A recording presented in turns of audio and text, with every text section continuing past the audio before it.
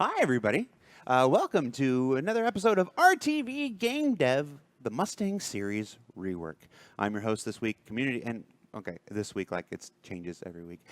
Community content manager for global video production. I am on the ball today. Jared Huckabee joining us today, a member of the ship team, the leader of the ship team. For Only here here in in LA. Los Angeles, Yep. lead vehicle artist, Owen Batchelor Jr. How you doing, man? I'm doing good. How Yeah. you doing, Jared? Yeah. My stock answer for that is always it's another day in paradise.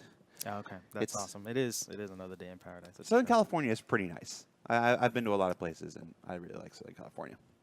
So, on the show this week, we're gonna talk for a few minutes about the history and development of the Mustang and the Mustang series, and then we are going to jump right into the engine itself to show you the current status of the Mustang series rework. That is the status of the Mustang Alpha, the Mustang Beta, the Mustang Delta, the Mustang Gamma, and the exclusive Mustang Omega.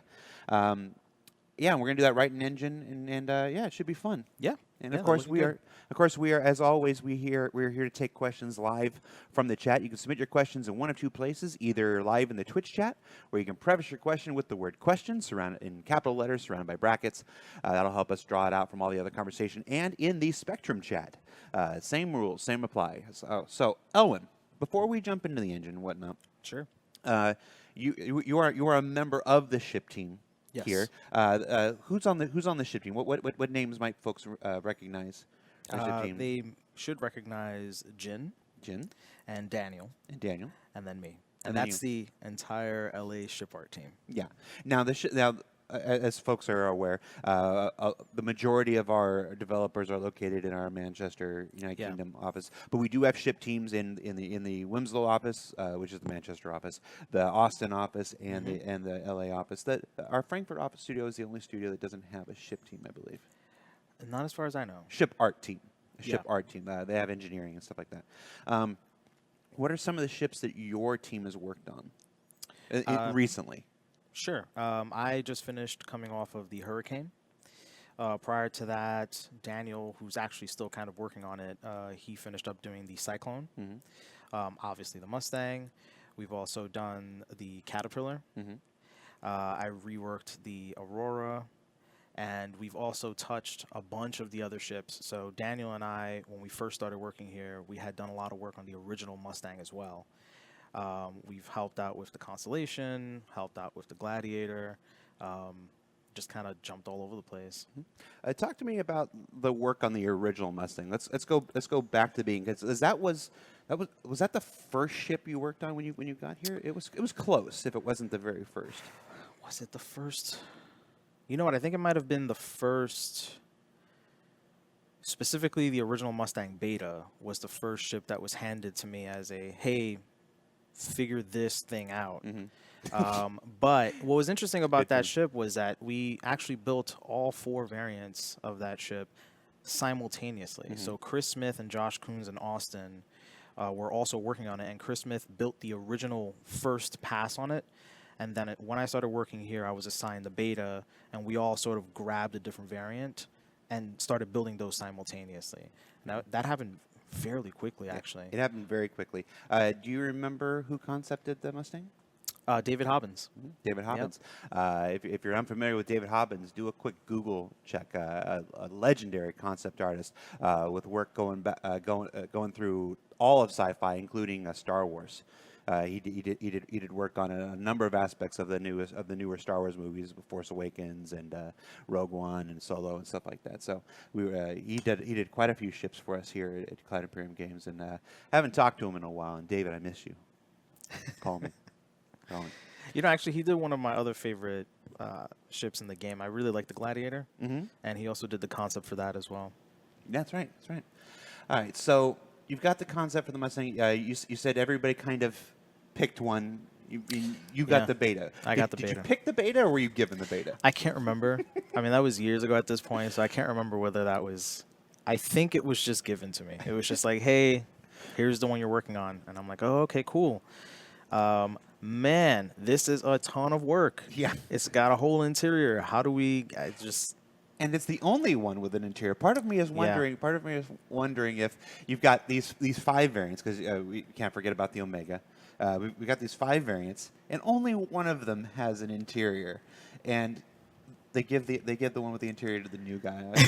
Part of me wonders if I go back to Chris Smith and Josh Coons, if they're not going to tell me there was a little bit of initiation there. I don't think so. I'm not sure that they were the ones who actually chose. I think it was just production just laid it out. It's like, oh, here's an available artist, you kind of do it. But really, it was cool to be working simultaneously with them because we kept getting on calls back and forth trying to solve some problems.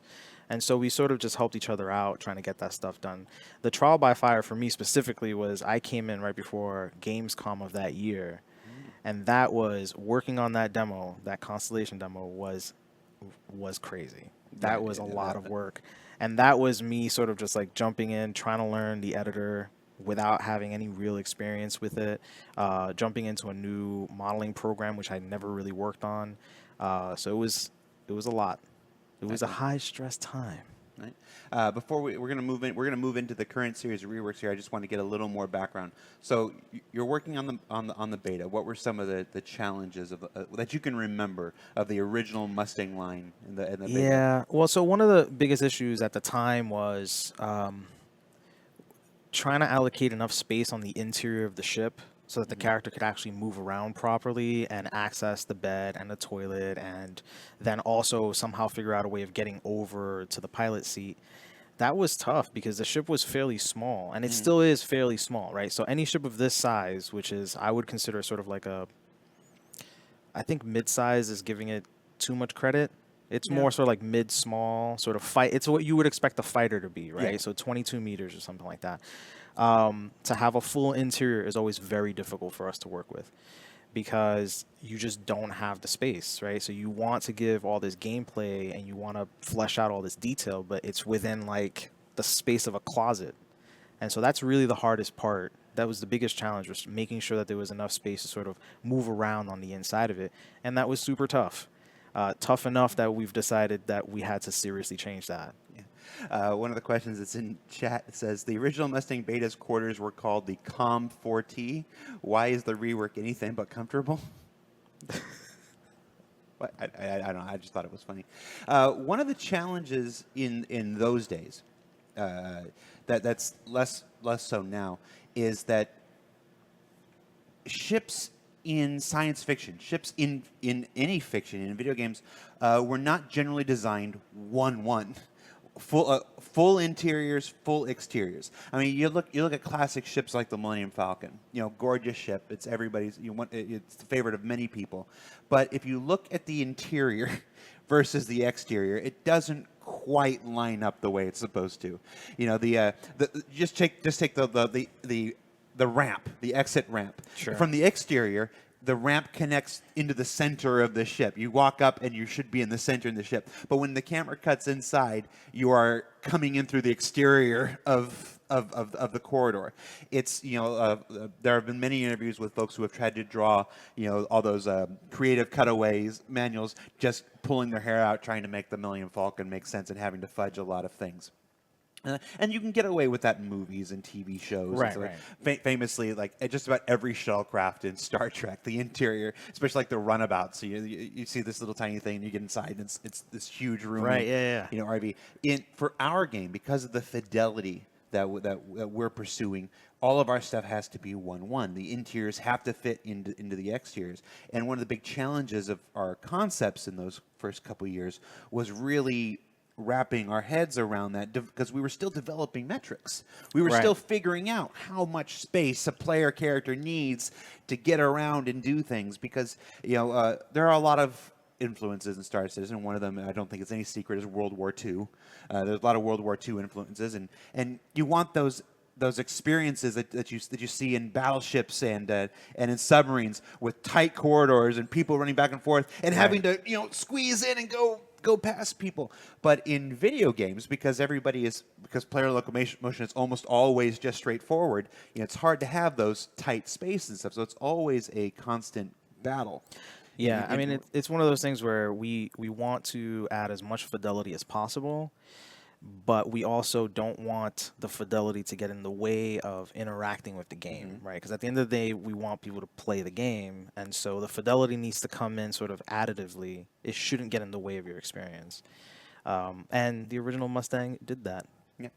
So as time has gone on and as development has continued, and that's one of the great advantages of development is it's why we call it game development, not game construction. It's us figuring out these answers, figuring out what our metrics are, figuring out how we want all these things to be.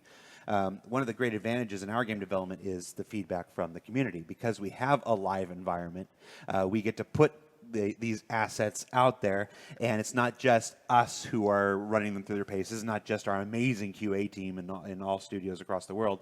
It's the thousands and thousands of Star Citizens out there that are playing on the PTU or playing in Evocati or playing in our live alpha test environment, who through their videos and their streams and they show us, show us so much more than we could ever see on our own. And one of the questions that was coming in is what triggers the idea of a rework? Why do some ships get a rework? Why do some ships get just minor upgrades and stuff like that? What were some of the reasons you can remember of why we chose to rework the Mustang? Sure. I mean, really, for the Mustang specifically, it came down to pure usability. Like, that was the core reason for it. And also because the original way that we set up the variants for the Mustang was kind of was just maddening for the design team to actually work with. And so we needed to rework that already so that it was more usable for us to develop on. In addition, it was just not a great experience to climb into the Mustang, right? You would get shot into space regularly, right? You would be lucky to stay in the ship if you wanted to get out of the ship, because you couldn't climb out properly. It was just kind of a mess in terms of interaction, right? Interacting with that ship wasn't fun. And so because our design had evolved and we had more metrics set in stone at this point, and we've also changed the size of the player capsule, which meant that collisions were even more difficult to deal with over time. We wanted to streamline the experience of using the Mustang. And it just gave us an opportunity to sort of take all of the things that we thought worked about the Mustang's design and sort of push those and then leave behind the things that didn't work. Gotcha. And of course, the cockpit, the usability, and getting into and out of them were a big feature, perhaps maybe even the biggest reason. But there were other struggles with the Mustang, things that were discovered through the play testing of our players, the wings being the landing gear. For instance, if you got a wing blown off during combat, it was very difficult to bring your wounded bird in. Yeah, and you know what? There are plenty of ships that share that, and it's not terrible to have on a ship, but it was something that we just decided that on one of these starter ships, we kind of wanted to make sure that you could lose some health on the ship and still actually land it, still use it, because on this ship specifically, you would lose almost everything, right? You'd lose your guns, you would lose your landing gear. Like, at that point, you just bail out, right? Just get a new ship. You make a good point about it being a starter ship. So you don't want to overburden the player with too many of those challenges in what's supposed to be their very first ship. Right. And the other thing too about the ship is sort of the wings are a massive part of the profile of the ship, right? So if you're going to get shot, you're probably going to get shot on the wing, and you're probably going to lose that first. And so there was just such little sort of margin for error as a pilot flying the ship that it was nice to just be able to change it up a little bit so that if you do screw up, you're not losing total functionality. Gotcha. All right, so we've completed the backstory phase. I can see the chat like, just get to the pictures. So we're gonna go ahead. We've got a machine set up over here. We're gonna go ahead and ask you to slide over to that machine, Elwin, and we are going to switch here. There we go. So we've got our own little stations here. Now you are live inside the editor. I'm gonna go ahead and make that bigger there. Make that bigger. So we're looking at the cockpit, the new cockpit of the brand new Mustang Alpha. That's right. So the cockpits on all of the ships share the same art, right? So the interior of the ship is going to be essentially the same in the cockpit from a cockpit standpoint on all of the ships. We've changed up quite a bit of the way this looks. Since the original Mustang was done, there were designs for the Pioneer. And so we pulled a lot of the concept work that was done on the Pioneer in order to inspire the rework on the cockpit here. So one of the things you'll notice that on the Pioneer's art specifically, all of the stations are using sort of these flat pane displays with holographic UI. And we are currently working on building our full holographic UI system, but taking that as inspiration, we created a flat pane as well for the Mustang. So it's just one sort of clean sheet of glass on which all of your UI is going to be displayed, and eventually we'll end up getting 3D UI that overlays on top of this. There are a number of comments about no canopy. There is a canopy. It's just that clean right now. Can we change the background? Change the environment there. We see the canopy there. Sure, there let's we change. Go. There we go. So there you can see the canopy. Right off the bat, I gotta say, where are the struts? I don't feel like this ship has enough struts. Did you even consider adding struts to this? So the original one had some, but one of the things that we knew players really liked about the original ship was sort of the struts. Just they like being able to see the game outside of the dashboard, and the original Mustang had that quite a bit, and so we worked to attempt to remove all of that as much as possible. Yep. Let's go back to the pretty lighting, and let's go back into the cockpit real quick. Sure. Yeah, just the cockpit some more before we move on. Give me a close up on that seat. Sure. I just want to. One of the reasons I like to do shows like this where we get to dive in, because we do a lot of different types of broadcasts here between ATV and Calling All Devs and stuff, and there's a lot of good stuff with they all serve different purposes. One of the things I like about our game devs is being able to take our time and jump in there and explore all of the detail work that members of all the ship teams across all the studios get to do, and just look at the seat with the different types of stitching and the different textures. One of the first perks that we ever offered players was a leather seat on the Aurora LX variant. You remember? That's right. You remember that? It seemed like such a weird thing to offering leather seats, and I remember there were a lot of questions about that. Like, are players going to care about seat quality in their spaceships? And what we learned very quickly was yes, yes, you do. Yeah, these are fun to build. I know we probably mentioned them earlier on in the show, but just Byung Jin Hyun is the artist who actually built most of the geometry for the rework on this ship. So hi, Jin. Love you. Hey, Jen. Wish you were here. Yes, I do wish he was here. And also, Daniel Kamensky jumped on to help out on certain parts of the ship as well. You'll notice that we've redone... Well, actually, yeah, we've redone the cargo bay in the back. Right now, it's showing up a little purple in here. If you guys notice, this is actually an error here. It has to do with the way we do our damage. But this is actually meant to be black, not purple. But he helped out building out a lot of these parts here and did some of the work on the materials as well. Yeah, let's go back to that cargo area real quick since you brought it up. Sure. Now the cargo stores up, and it's kind of half in, half out. So it actually isn't. Sort of this line here where it's flat up against the ship, if you follow my cursor? Yeah. All of the cargo is going to be inside of this space. So it will be flush up against the surface. Okay. But you'll be able to see the cargo boxes that you're carrying. So, whatever, if you're carrying gas tanks or something like that, you'll be able to actually see by just looking at the ship what's in there. So it'll just all be housed in here. I believe it holds 4 SCU. I believe you're right. It's either, no, actually, it might be 6. 4. It's either 4 or 6. 2, 3. Oh, no, you might be right. Yeah. It holds quite a bit. And we'll get an update on that, guys. Yeah, so in this build here, we don't actually have it set up so that you can pop it out, so you can't see how it comes down. But we'll get you guys an update where basically you can see the cargo bay come down, and you can sort of see how it deploys its cargo. And it just lays it out on the ground while it has grips on the sides which sort of pop open. Gotcha. Give us a profile shot of the ship. Let's just talk about how the profile of the ship is changed. Now, we reconcepted this here in our Los Angeles studio. Was Michael Broussard? Yeah, that's right. Yeah, who reconcepted the awesome ship. concept artist. Yeah. Now, obviously, Michael's not here. Jin's not here. You're speaking on behalf of the members of your team Yeah. at this moment. What can you tell us? What can you remember about reconcepting the ship?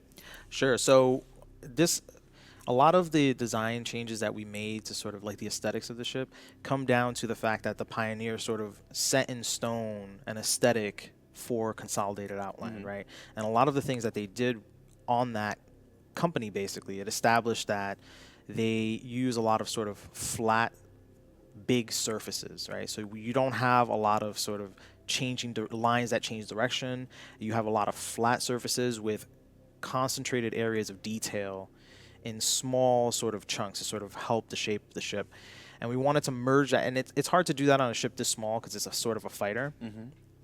And we wanted to sort of keep some of the aggressive feel that the original Mustang had, sort of with the wings sort of pointing forward, and it had this really sort of aggressive feel. And so Michael did, I think, an amazing job really sort of taking the new aesthetic of CNOU and applying that to the shapes of the original Mustang, giving it a really sort of aggressive stance while also simplifying some of the surfaces. So you won't have, the original Mustang had the wing sort of, the leading line on it changed direction like 3 times. Yeah. This one, it just does it twice. It's a much stronger shape. It's a more direct shape. It feels faster. In fact, it's my opinion that I think of all the ships, when this is in flight, looks the fastest of all of them. So looking the fastest is important. Do we have the original Mustang still in this build? I don't know if it's in this build.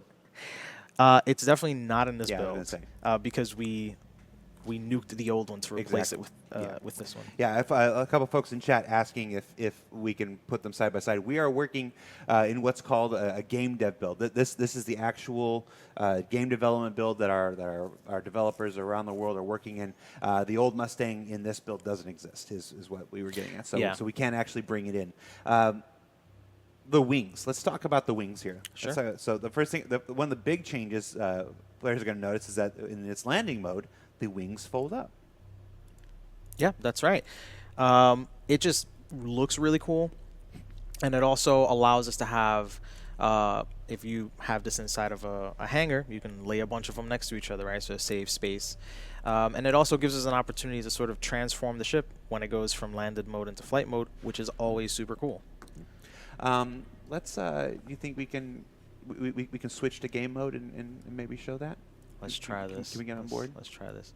Fair warning, guys. I was about to do that. I had to cobble together this thing on this computer, so there's a chance that it will crash at some point, and we'll just have to reload it.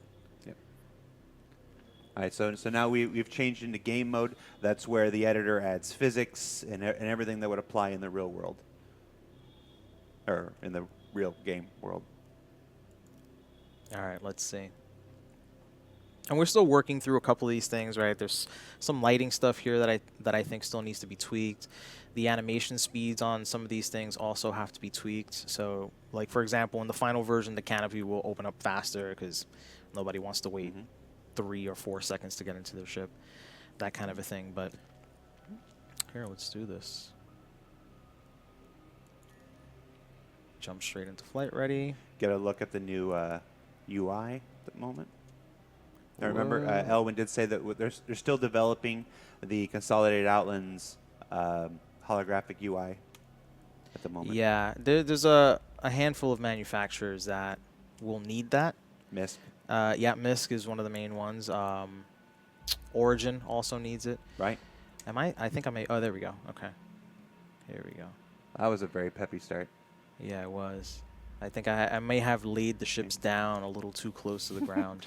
Okay, now we can see that the wings are still up in your heads-up display there. Landing gear is still down. That's right. Let's go into flight mode. Boom. Now again, this is still an early build. All the VFX aren't in. You can see the engines lighting up now, but a lot of the particle effects are still being worked on. Yeah, those will be put together in the near future here. Now, can you land it? I don't think I can, dude. I am terrible at flying these ships. Let me try. We'll land and we'll move on to the beta. Oh god. Ah. Hold up. I just don't want to slam into the ground. Oh, there we go. Oh, There we go. Let's get some thumbs up in chat for Elwin. I don't believe it. It's gonna. The landing reminds me of the Harrier of a Harrier when it lands because of the VTOL down on the wheels and the compression with the wheels. Yeah, like yeah. that. I don't know why. It's also the folding wings for that matter. Oh, the Harrier doesn't have folding wings. Does the Harrier have folding wings? Toast. He would be very upset with me for not remembering right now. I'm trying to... Where's the button for this thing? Maybe it's not hooked up yet. It might not be. Yeah, because It's not hooked up otherwise yet. I'm trapped in the ship. Yeah, you just go out of game mode to free play. No. All right. Don't. Here's where the crash is. Oh, there Yep. it is. No. We'll bring that back up. Okay. Oh, does the Harrier have folding wings? Yeah, I didn't think so. Okay, that's all. Actually, different versions of the Harriers. Like one version of the Harrier has side wheels all the way out to the wingtips, Uh-huh. and I think the Marine version of the Harrier has the closer inboard. Right. All right. When and you have a question about military aircraft, you ask Toast, or Ben for that matter, but Toast is closer. Yes, we're working. Yes, we're on the camera. All right. Okay. I'm done let's, in like 30 minutes. Okay. So we're coming back in here. So yeah, so the big changes right off the bat, easy to find. The folding wings, Yeah. landing gear, the ability to actually carry cargo, because when folks are doing. Well, in the original one, it was always able to carry the cargo. It was just set up differently, Yeah. right? So now it's more like the Aurora in the sense that it carries it from above and then drops it. Whereas the original one had sort of a, it's not even, I'm not sure what to call it. It was more like a, it had a platform upon which you place the cargo Yeah. and then that moved up like an Yeah. elevator. Yeah. So we were originally, actually before, let me go straight to it. When we first started working on the rework, this was originally going to be a ramp sort of setup, but it didn't give us enough space to do as much cargo as we actually wanted. So we ended up just switching to more of an Aurora cargo system so that we could actually just carry more cargo. It was more efficient. Okay. All right. So now that we're back up and running, let's go check out the beta. It's returned to where it all began for Elwin Bachelor Jr. You go to the Mustang beta. Yes. And while I did work on the original beta, I did not do any of the work on this one. Let's be clear. You didn't do any of this work at all. It was your team that did this work. You're Yeah. here Well, taking okay. You know what? To be completely fair, I did do some work, but it was very minor, and I can show you what my contribution the work was. of his team. Here, you guys are ready? Yeah, You we're ready ready, for, we're for, ready. for my contribution? Yeah. Okay. You see this cut line right here? Yeah.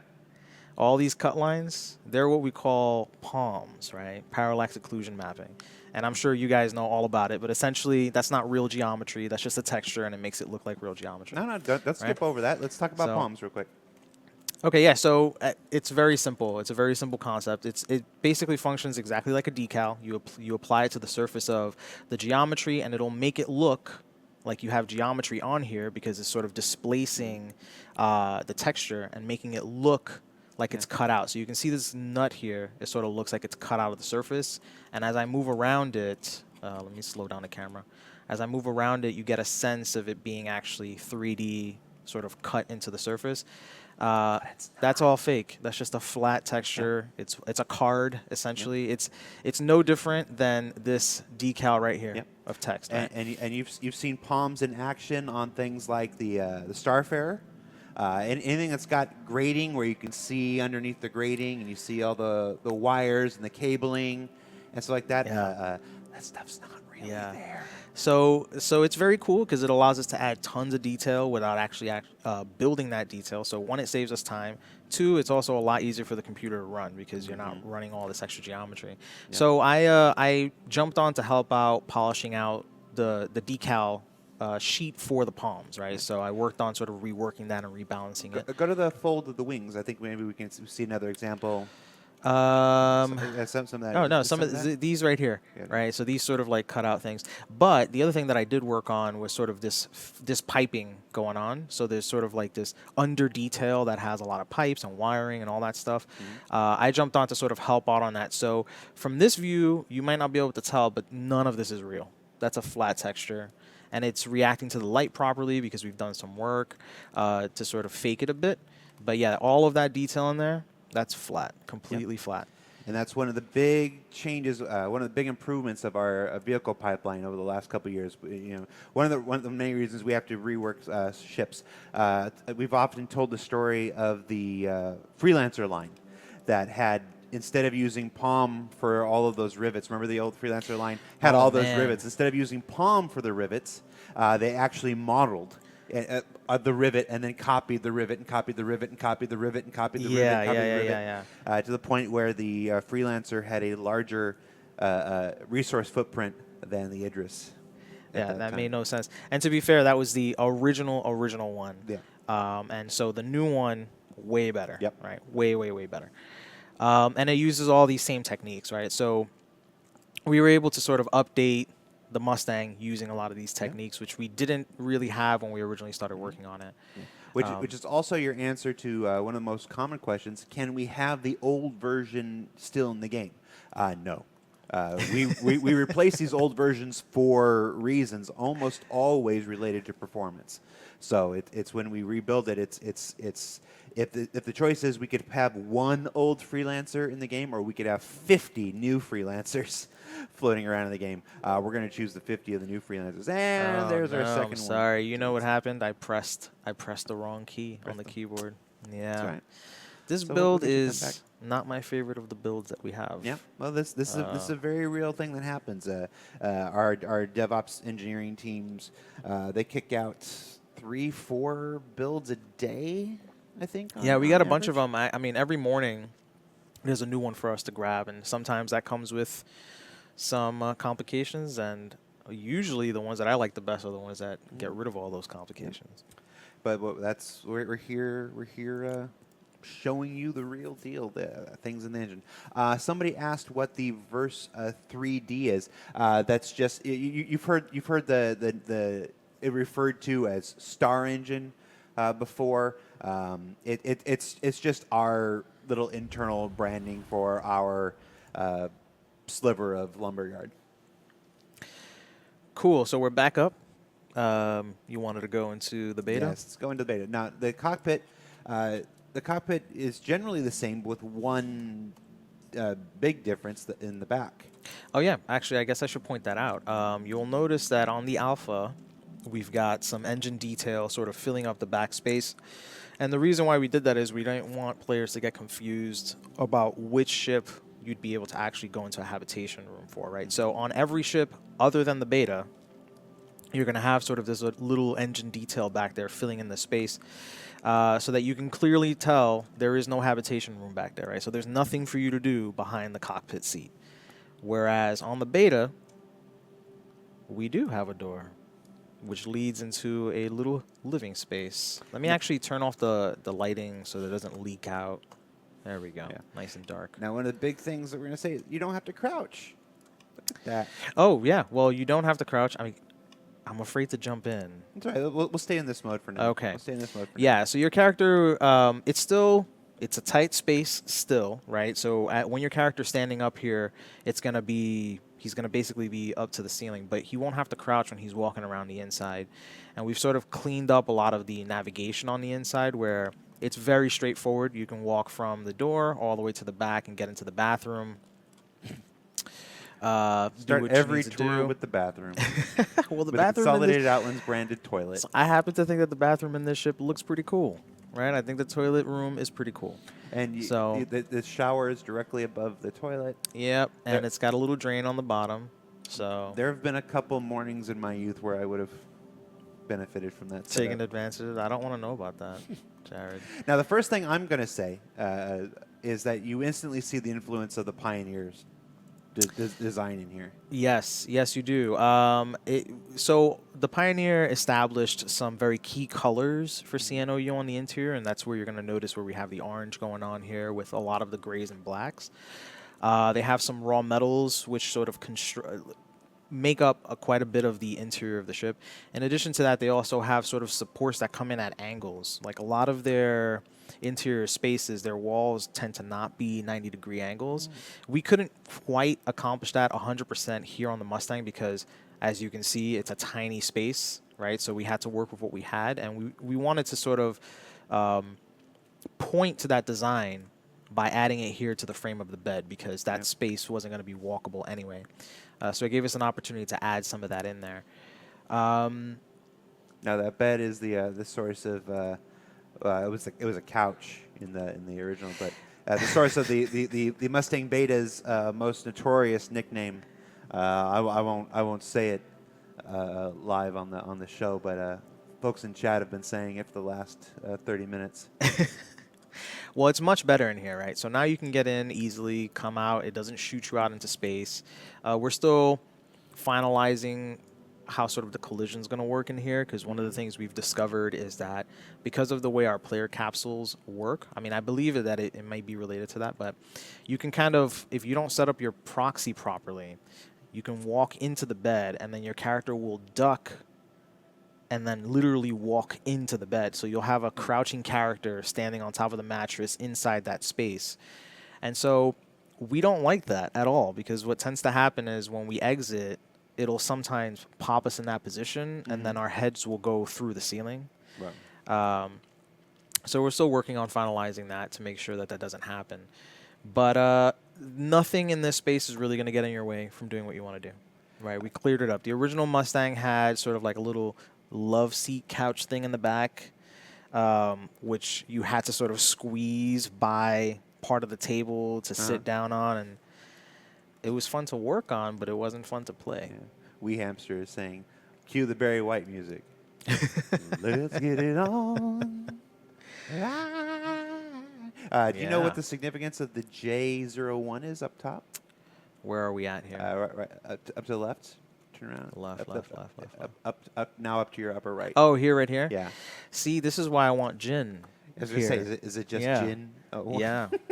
Did Yeah. you put his initial in So we like to do, man, okay, so I got in trouble for this a little bit. I know. I already know what the story is. Go ahead. The You can tell it. Caterpillar? You can tell it. Yeah.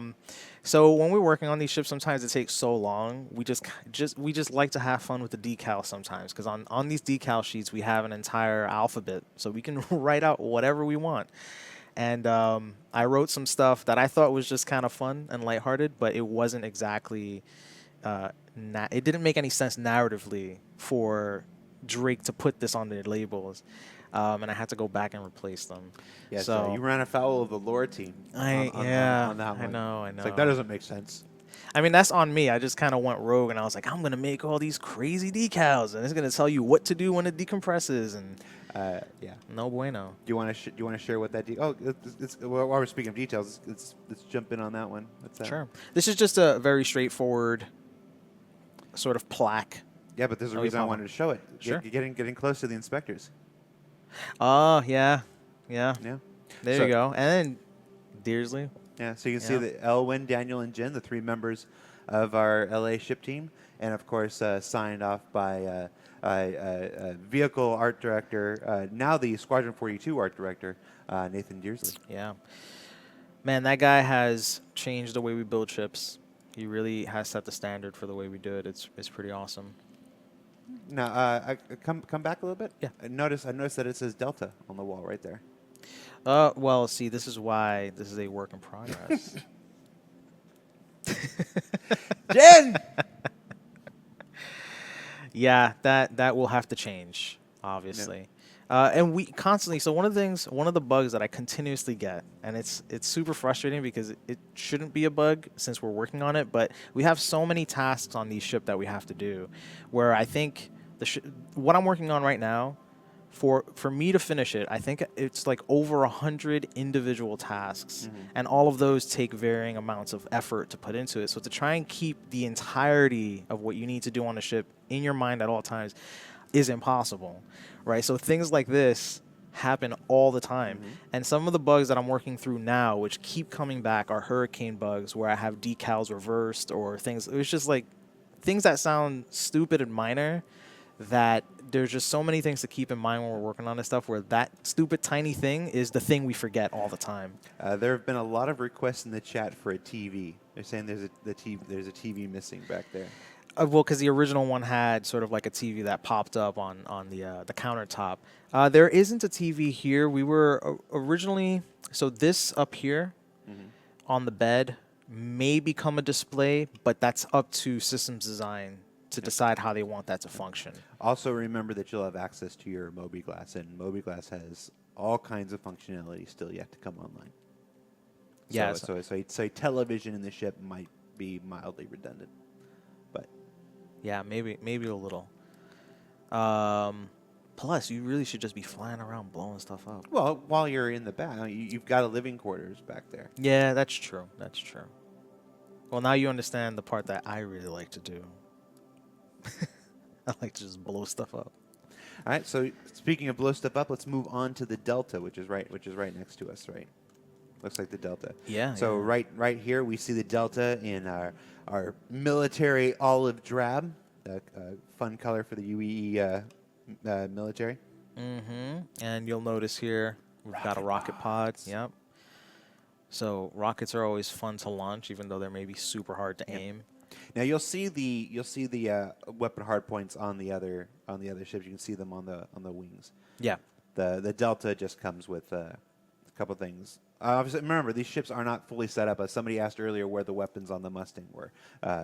Those are handled by the loadout editor in the game. They're not. They happen to load in here with the Mustang, with the Delta, but that's handled by the equipment manager and the loadout manager in the game. Yeah. Hardpoints are still there though. So I am a big fan of the olive drab. Like Yeah, it's a cool look. We still need to tweak these. I actually think it might be a little too saturated green still on this. So I might want to pull it a little bit back towards olive, but olive, sort of like the military aesthetic, looks very cool. So all the ships, I think I made a Hurricane version that was like that as well. That looked really cool, which I'm not sure if it's actually like a releasable one, but internally sort of I put one together, which looks really cool. I just enjoy the way it looks. It looks very functional, very usable. one of the common questions that's been coming up is, what's in that space where the living quarters are in all the other Mustangs? Oh, that's a good question. So I will start off with the Alpha to show you what's there. So as you noticed, in the beta, the back area is sort of closed off, and I'm going to clip straight through the ship to make space for the living quarters, right? So on the beta, this is your little habitation space, and that area on the Alpha is taken up literally by your cargo. So this is where I think the toilet would be, about right here, if you were to line them up. So all of these variants replace that back area with the new functionality. And if it doesn't have anything in the back, it's just capped off, right? So in the Alpha, it's your cargo. The beta, it's literally the habitation. And then we sort of reuse this sort of little back area for the military version, because you can't, this one doesn't come with a habitation, right? And then once we start going into the racer versions, you will see that we've replaced the back with an additional engine. Oh. Right. So now you've got your 3 engines going on, as you might expect, and this one also has it. Yeah. Now yeah, we just cap it off. Gotcha. So we just moved ahead to the Gamma and the Omega. Now the Gamma is the racing version, which is why it has that additional thruster in the back. Yeah, that's right. It also looks like it's got a few more decals than the other ones do. Yeah, absolutely, it does. So we set it up so that we can put sort of like racing livery on it, and I know I pronounce that differently than you do. But I think you're technically right about it. So I say livery, you say livery. Yeah, I don't know. I think you might be more correct. Yeah, I think you might be correct. Well, I mean, I hope I'm right, because I don't like to be wrong. But if I'm wrong, let me know, and I'll change the way I say it. Yeah, we just wanted to sort of like have large. So what was cool about the consolidated Outland, sort of the new look, especially set up by the Pioneer, was that because we had such large, clean surfaces, it was just perfect for placing decals, right? So we can pop sponsors, and in fact, the original pass on this had even more sponsors on it. So much so that it actually detracted a little bit from the design of the ship. So we actually pulled it back. Took the saturation out from all the colors. So some of these are meant to be sort of red because that manufacturer, actually their logo has color in it. It's not usually just black and white. But we found that it worked better to just bring it to just black and white so it doesn't detract from the color of the ship itself. And we're able to just very clearly advertise, Kovalex or Klaus and Werner, whoever we want. So on this decal sheet, we could always put whatever we want on it. Just For those asking, because we didn't spend a whole lot of time with the Delta. The Delta is the militia and military variant. It's built for fighting, so it'll have better quality combat components on it. Yeah, you can see the rocket pods are one of the big changes right there on the side of the rocket pods. But it'll also have, if I'm not mistaken, it has, and you can see the stats available on the website. So if I'm misspeaking in any way, you can check it on the website. And of course, when these get added to 3.3, those stats will be updated once again, should there be any changes. But it generally means military grade components. Your shield generators, your power plants, stuff like that are going to be of a military grade or higher. yeah. So while the Gamma is the race version that's available, you can pledge for that on the website now if you wanted to. And then finally there's the Omega, which is a limited edition version of the Gamma in many respects. It's also the racing version, but this ship was available exclusively through a promotion with AMD at the time. Yeah, so on this version here, because we're currently sharing the same decal sheet, you'll notice that it also says Kovalex. The final one will not say that. It will have a giant AMD logo slapped on top of the nacelle. And I actually think this might be my favorite of all of them in terms of the way it looks. I'm a big fan of sort of like the red and black. Yeah, and in our fiction, AMD stands for Accelerated Mass Design, if I remember correctly. Yes, it does. Not to be confused with that. Actual AMD. Yeah. One of the other things, too, that I think we might have skipped over is that you'll notice here on the military version, actually all of the other versions that aren't racing have a nose-mounted gimbaled dual mount, so it can hold two size 1s. The racing versions do not have that mount. It is replaced with just sort of an additional small intake. Gotta go fast. Yeah. So if you want to go with the racing, you'll go quicker, but you're going to go with less firepower. Does the AMD one go faster because it's red? Of course. Absolutely. Yeah. You thought the AMD has the scoop. That's what he was just showing on the nose. That is the additional scoop. It's just that now the Gamma also shares it. Yeah. So originally, it was up top. Yeah. So it had sort of like a dual scoop, one on top and one on the bottom. That just didn't quite work very well for us with the new design. There wasn't any like sort of sensible place to put it, and we also needed to sort of have it do dual work for us in the sense that we needed to also remove the hard point for the gimbal mount in the front, and it just worked best to cover this up with another scoop, which looks like it's perfectly molded to the front. And there really wasn't any other opportunity to have an additional scoop since we already had one here on the default version. Yep. Very top. No, I like it. Yeah, I think the new Mustang is just a very cool ship, man. It's become one of my favorite ones since we've redesigned it. Yeah, I'm just sitting quietly looking at them. This is actually, I've seen them plenty of times. We do ship shape on them, and I've walked past your team's desks and whatever. But this is the longest I've had a concentrated look at them as well, and I'm just really enjoying them. We all know how much we all love the Aurora. The Aurora will always be the original. The Aurora will always be the core Star Citizen experience in our ship ownership matrix, which I maintain. Yeah, well, I The- mean, I think it comes by default with more sort of gameplay options Yeah. as a default starter ship Yeah. than every other starter, right? Yeah. So because you have a bed, you can do Yeah. that kind of Yeah. stuff. You can carry cargo. Yeah. You have missile hard Yeah. points, weapons. You can do everything with it. Yeah, the Aurora is great. Nothing to take away from the Aurora, but I am starting to. I never ever considered personally. Just speaking for me, I never considered the Mustang as an alternative to the Aurora for myself. But now, after 30 minutes of going through, straight, I'm wondering because I will start my experience with. I always said I'm going to start my experience with the Aurora. Now I'm wondering if maybe I'll start my experience with a beta. With a beta? With beta. Yeah, I'm probably gonna start with the Delta. Well, that's because you're more a fighter. I'm more a lover. That's very true.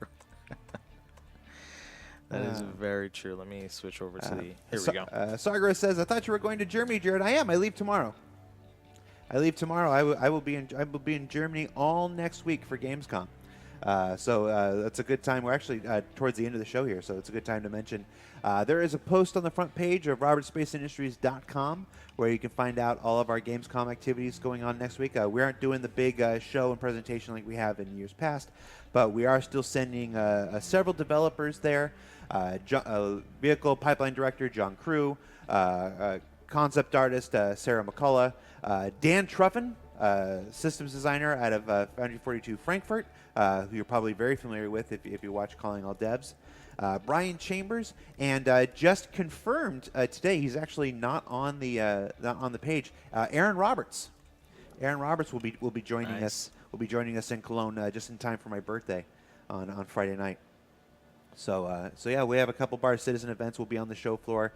You can meet us at the Brauhaus Unnamen on Thursday or Friday, and then of course we do the Hyatt Beer Garden event every year there, which is always fun and a great chance to hang out with folks like Aaron and Brian and Dan and stuff and talk to them and get your questions answered and stuff like that. You can talk to me too if you want, but I figure you guys probably hear from me enough. You more a chance for you guys to talk to everybody else. Nobody wants to hear anything more from me.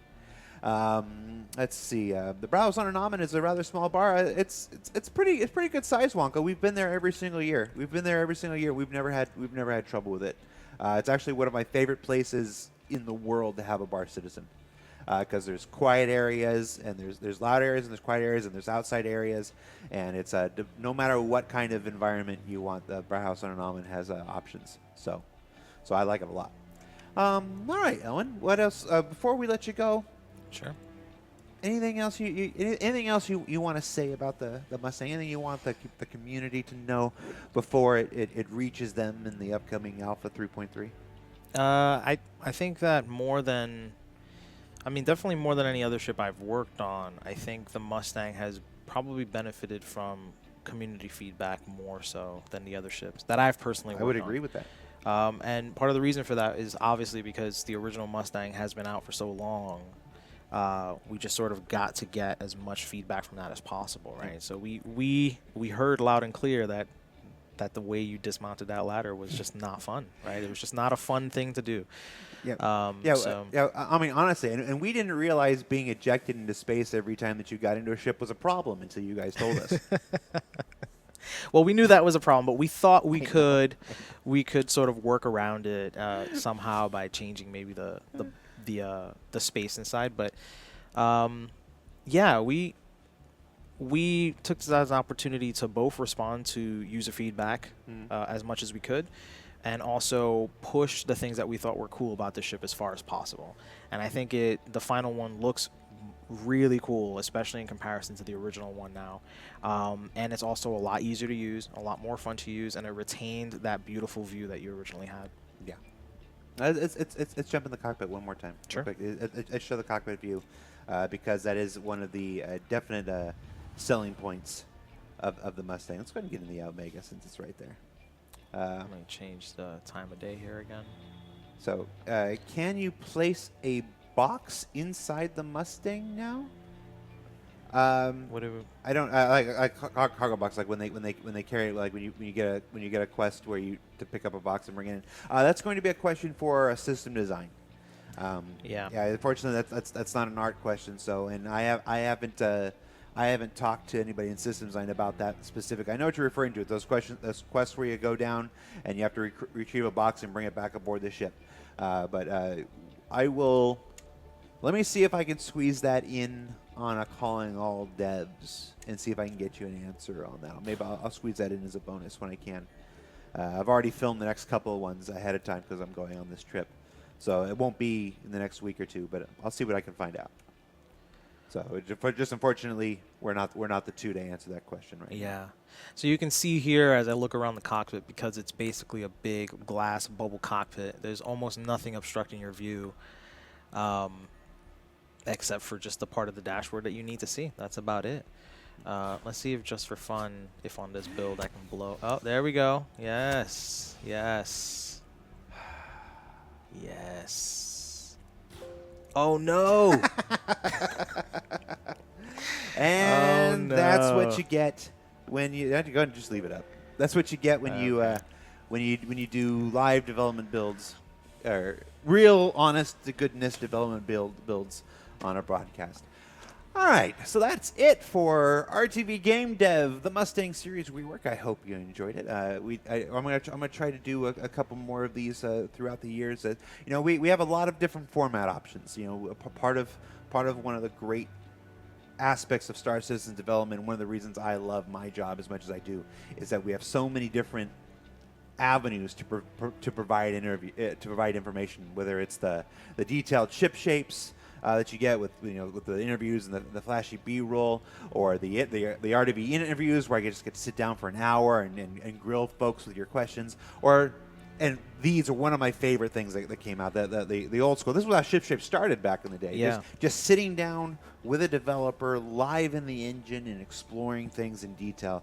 I've been wanting to get back to this for a while, and I'm real happy that you gave me the opportunity to do that. No, well, thanks for having me on. I actually prefer this over. I mean, obviously the other ones, the highly produced interviews are cool, but this is a lot more laid back. You can just chill. I worked so hard on that other stuff, but this is what you prefer. I get it. Well, it's just a lot less pressure, right? Because like when you're, so I don't know if you guys, maybe some of you guys know about this, but when we get interviewed, obviously we have these lights on us and we have a camera and we're sort of sitting there and we're trying not to say anything stupid, and it's just, there's a lot of pressure. And some of us are not super comfortable in front of the camera. Something like this feels a lot easier. Well, good. I'm glad. Yeah, I enjoy it. For those of you asking about RTB next week, RTV next week will not be on Twitch. We're doing something a little different. When I talk about different formats and everything, we're trying something brand new next week. You'll still be able to watch it on YouTube. We are doing a live RTV town hall from the Brauhaus Unnahmen in Cologne, Germany. We are going to have Aaron and Brian and John and Dan and Sarah, and they're going to be there live. And the folks who attend on Friday, it's Friday, August 24th. The details are on the front page of robertspaceindustries.com. They will be able to ask their questions live there in person and get answers directly from the developers. We are going to film it. We are going to record it. And because of the venue doesn't have internet and whatnot, we can't actually stream it.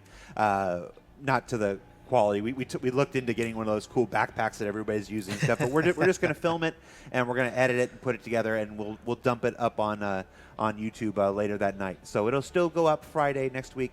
For those of you who can't make it live, it'll just be a little later in the day than you're used to seeing it. But yes, if you are in the area, of Cologne, Germany, and you want to participate in the first ever live in-person RTV town hall, I encourage you to go to the Brauhaus Unnahmen in Cologne, Germany. They have Kolsch. They have Kolsch everywhere in Cologne. You can't go anywhere without a Kolsch. Even if you say no bitte, no Kolsch, they still bring you a Kolsch. They're really proud of their beer there. So yeah, that's going on next Friday, and of course, don't forget to tune into Calling All Devs next Monday. It's a good one. Questions submitted and voted on by you guys, the backers. I've shot the next 2 episodes already, so you can see those because I'm going to be on the road. And we got a couple interesting RTVs while I'm on the road. That first one is next week, so stay tuned for that. Also, for those of you asking about the roadmap, I am being told that we have top people working on getting that roadmap update out today. Now, that is not me saying it will happen today. It is, I'm saying that we've got Aaron Roberts, who's here in the office. We got Eric Davis. We've got our top production people. They are working feverishly, trying to pull all the threads, as they have been for the last several weeks, to give you the update that you're looking for. A lot of things are shifting, pushing out to 3.6. Predicting what you want to do a year from now is not the easiest task. No, and not the easiest. And we do try to be as accurate as possible because we know that every time something changes, even though we have that disclaimer that everything is subject to change, we know that people, nobody likes change in most cases. So we do try to be as accurate as possible. So that's what we've taken this extra time for. We've taken this extra time the last couple of weeks to just try to be as accurate as possible with our estimations on what will come when. And it's looking pretty good. It's looking pretty good for today. But we'll find out. So, for what show is this? Reverse the Verse live. I'm content manager for global video production, Jared Huckabee. That's lead vehicle artist out of our LA studio, Elwin Batchelor Jr. And we'll see you next week from Cologne, Germany, everybody. Bye. I don't have an outro.